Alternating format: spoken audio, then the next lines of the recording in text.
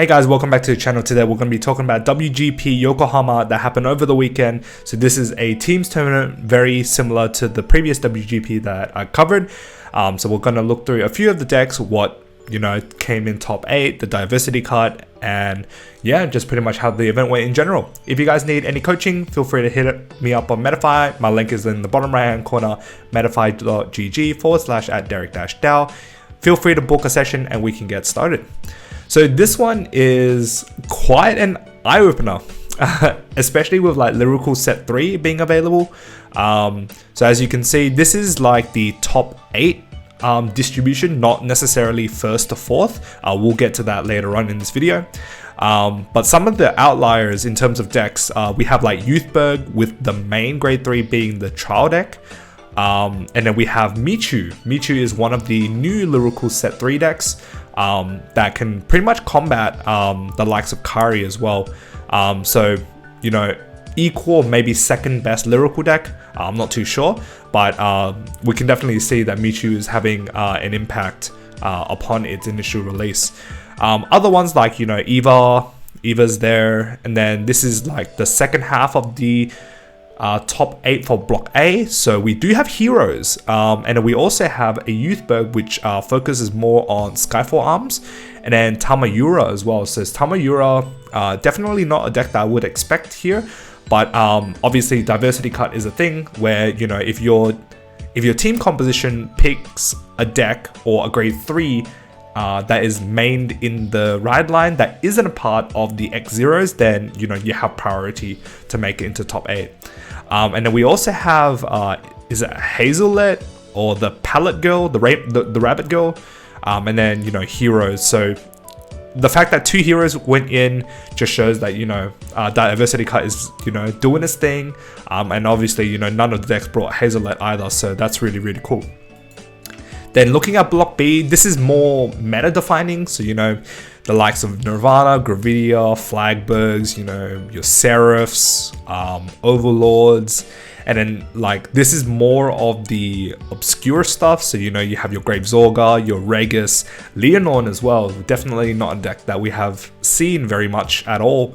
Another Hazelet, and then Monster Strike. So we can definitely see that a lot of the decks coming through, players and teams are picking, to combat diversity cut, especially if you got X1. I think usually like these rounds, well, these tournaments go for like 4 rounds or something like that, and then diversity cut kicks into effect. So yeah, that's pretty much how Block B went as well. So just looking at the pie charts that Fuzzy built for us, his link to the Twitter, well, to his Twitter will be in the description, so feel free to follow him. So we can definitely see an even distribution on majority of decks, especially Gravidia, Overlord, and Nirvana.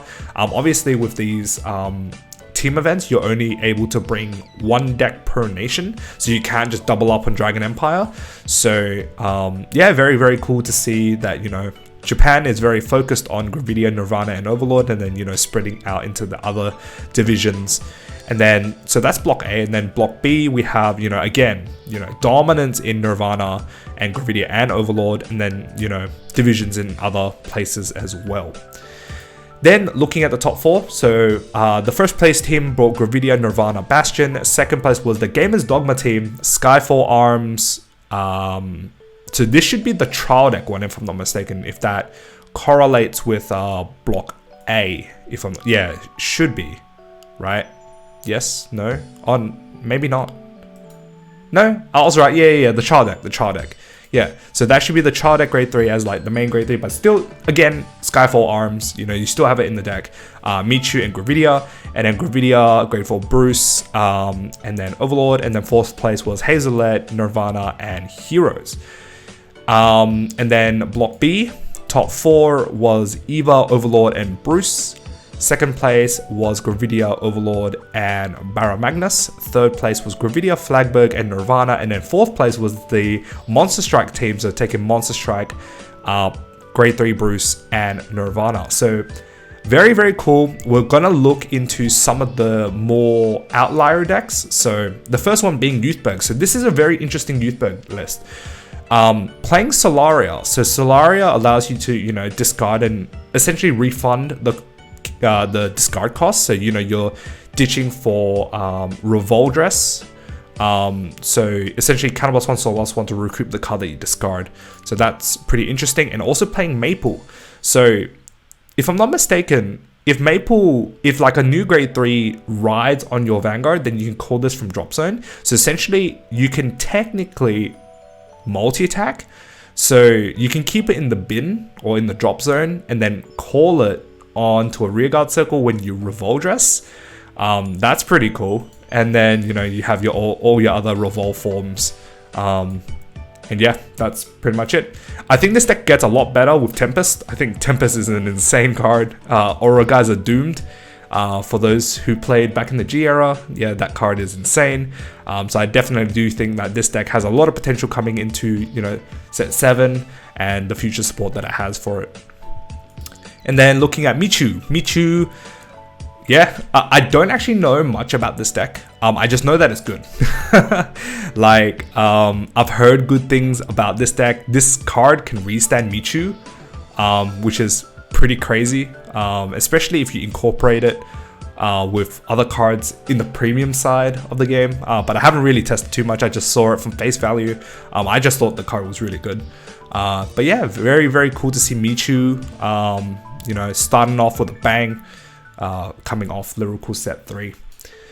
And then this is the Hazelet deck. So if I'm not mistaken, her playstyle is more like, I think, you know, spamming a board and then after attack you bottom deck and draw a card. So definitely seeing a lot of, you know, on plays like Calfee gaining 10k for massive power. I think this inherently gives it +2, and then if you have like three of something, then it gains +10. I'm not too sure, but otherwise, yeah, I think this card is insane.